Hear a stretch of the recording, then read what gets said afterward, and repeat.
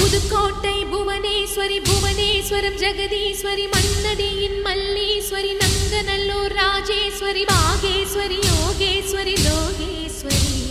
Melmalayanur